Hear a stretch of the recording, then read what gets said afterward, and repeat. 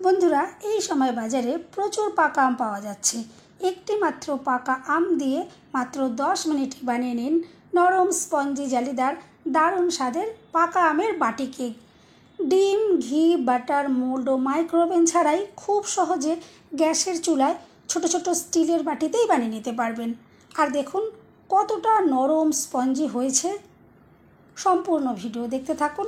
Recipe ভালো লাগলে like, share, comment ও subscribe করে পাশে থাকবেন। দেখে নেওয়া যাক আজকের রেসিপি। নমস্কার বন্ধুরা, আমি পাপড়ি পদ্মাবতী ফুড ক্রিয়েশনে আপনাদের সবাইকে স্বাগত। কেক তৈরির জন্য দেখুন আমি এখানে নিয়েছি একটা পাকা আম। আগে ভালো করে জলে ধুয়ে নিয়েছি। এরপর ছুরি দিয়ে এভাবে দু সাইড থেকে আমি টুকরো করে নিচ্ছি। এটা কিন্তু ছোট ছোট টুকরো করে কাটার কোনো প্রয়োজন পড়বে না। আর এখান থেকে এখন আমের পাল্প রেডি করে নিতে হবে। তার জন্য আমি একটা ছাঁকনি নিয়েছি।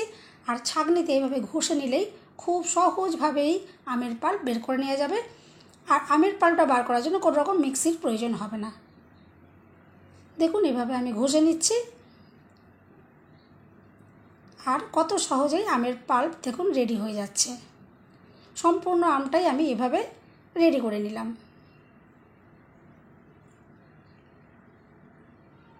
এরপর একটা জায়গার মধ্যে দেখুন আমি নিয়ে নিচ্ছি 1 কাপ ময়দা। আর ময়দা অবশ্যই এভাবে ছাঁকনি দিয়ে ছেঁকে নিতে হবে, তবে কেক কিন্তু স্পঞ্জি ফ্লাফি তৈরি হবে। আর ময়দার মধ্যে নোংরা থাকলে সেটাও বাদ হয়ে যাবে। এরপর এখানে দেখুন 1/2 কাপের থেকে সামান্য একটু কম আমি নিয়েছি জাল দিয়ে এটা গরম দুধ। আর খুব ঘন করে আমি এটা নিয়েছি। ঘন দুধটা দিয়ে কেক তৈরি করলে কেক বেশি টেস্টি তৈরি হবে। আর এখন এই গরম দুধের মধ্যে দেখুন আমি দিয়ে দিচ্ছি ওই কাপেরই 1/2 কাপ চিনি। আমি এটা মেপে রেখেছিলাম। আর এখানে গোটা চিনি আমি যেহেতু ব্যবহার করলাম সেই জন্য দুধটা গরম নিয়েছি।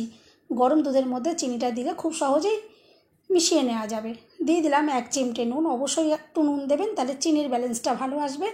আর দেখুন নিয়েছি 1 চামচ সুজি। সুজি দিলে কেকের মধ্যে একটা দানা দানার ভাব আসবে, খেতে খুবই সুন্দর লাগবে। এরপর আমি সব কিছু ভালো করে মিশিয়ে নেব। যতক্ষণ না পর্যন্ত চিনি গলে যাচ্ছে ততক্ষণ পর্যন্ত এভাবে ভালো করে মিশিয়ে নিতে হবে।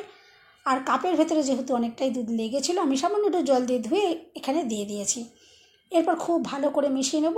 চিনিগুলো গলিয়ে নিতে হবে, চিনি যেন গোটা অবস্থায় না থাকে। আপনারা কিন্তু গুঁড়ো চিনি দিয়েও করতে পারেন, তাহলে তাড়াতাড়ি হয়ে যাবে। আমি এখানে গোটা চিনি দিয়েছি। আর এভাবে মেশাতে গেলে চিনিটাও যেমন গলে যাবে আর দুধটাও ঠান্ডা করে নিতে হবে। এখন কিন্তু সম্পূর্ণ ঠান্ডা হয়ে গেছে।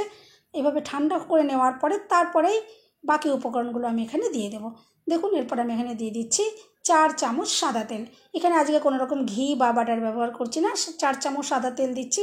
সবসময় সাদা তেল সবার ঘরেই থাকে, আমি সবার সুবিধার জন্য সাদা তেল দিয়ে তৈরি করলাম। এরপর ভালো করে মিশিয়ে নিচ্ছি।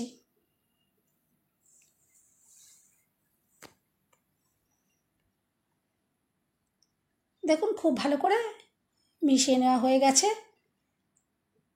এরপরে আমি যে আমের পাল্পটা রেডি করে রেখেছিলাম সেটা ওই কাপেরই 1/2 কাপ দিয়ে দিলাম। এরপর আবারও সব কিছু ভালো করে মিশিয়ে নেব। আর দেখুন কত সুন্দর একটা কালার তৈরি হলো।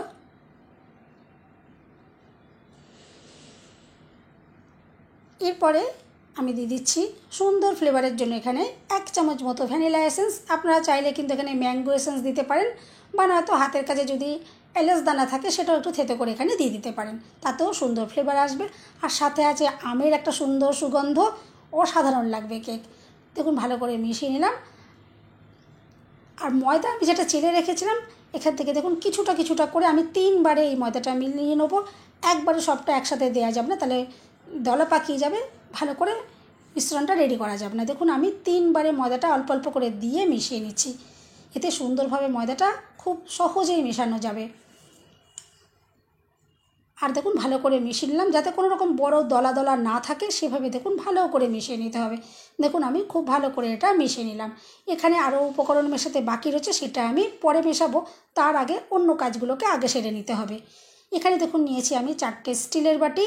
কোনো রকমের কেকের মোল্ডের প্রয়োজন নেই, এরকম ছোট ছোট স্টিলের বাটি আমাদের সবার ঘরেই থাকে। এই স্টিলের বাটিতেই কেক তৈরি করা যাবে। আর বাটার পেপারেরও প্রয়োজন হবে না। দেখুন এভাবে তেল মাখিয়ে নিচ্ছি। এভাবে তেল মাখিয়ে নিলে কেক এখান থেকে ইজিলি বেরিয়ে যাবে। সেই জন্য একদম ঘরে থাকা সামান্য উপকরণগুলো দিয়ে হয়ে যাবে। কোনো রকম কেকের মোল্ড বা বাটার পেপারের কোনোই প্রয়োজন পড়বে না। এরপর ভালো করে তেল মাখিয়ে নেওয়ার পর দেখুন আমি এখানে একটু ড্রাই ফ্রুটস এভাবে দিয়ে বাটিটাকে সাজিয়ে নিচ্ছি। যখন কেকটা রেডি হয়ে যাবে খুব সুন্দর এখান থেকে একটা ডিজাইন হবে, দেখতে খুবই ভালো লাগবে।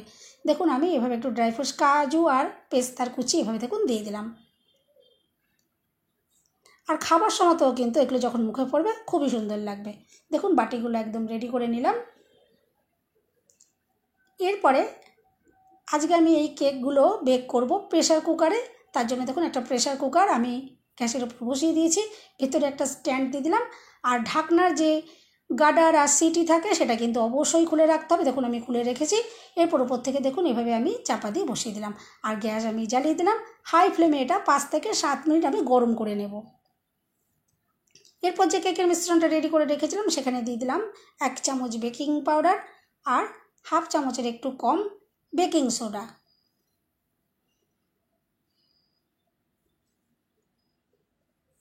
আর baking powder baking soda active করার জন্য ওপর থেকে আমি দিয়ে দিচ্ছি 1 চামচ জল।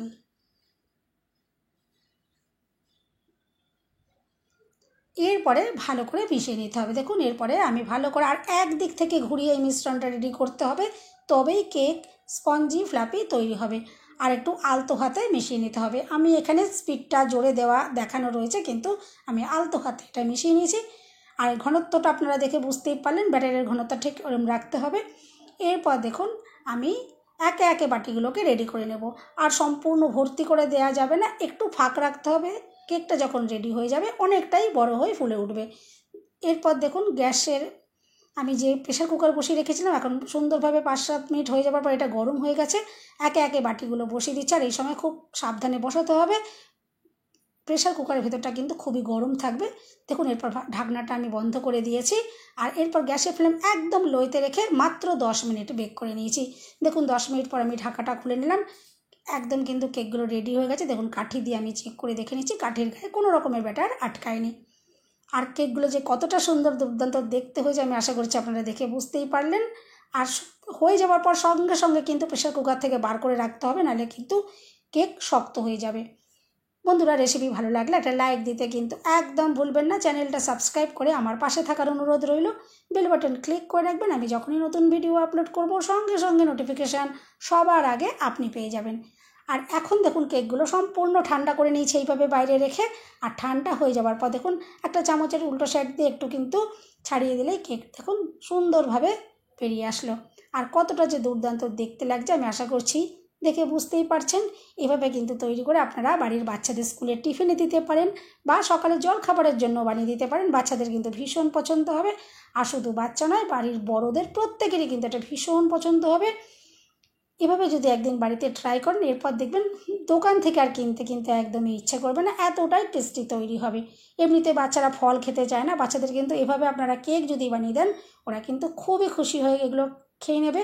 আর কতটা যে দুর্দান্ত দেখতে হয়েছে আমি আশা করছি দেখে বুঝতে পারছেন। আর কতটা নরম যে হয়েছে কাটাটা দেখেই কিন্তু আপনারা বুঝতে পারলেন। আর দেখুন কতটা যে স্পঞ্জি, আর ভিতরটা দেখুন কত সুন্দর জালিদার তৈরি হয়েছে। এভাবে আপনারা ট্রাই করে দেখতে পারেন। আমি আশা করছি রেসিপিটা ভীষণ ভালো লাগবে। বন্ধুরা রেসিপি ভালো লাগলে একটা লাইক দিতে একদম ভুলবেন না। চ্যানেলটা সাবস্ক্রাইব করে আমার পাশে থাকার অনুরোধ রইল। সবাই সুস্থ থাকবেন, ভালো থাকবেন। দেখা হবে নেক্সট ভিডিওতে। ভিডিওটা শেষ পর্যন্ত দেখার জন্য সবাইকে রইল অসংখ্য অসংখ্য ধন্যবাদ।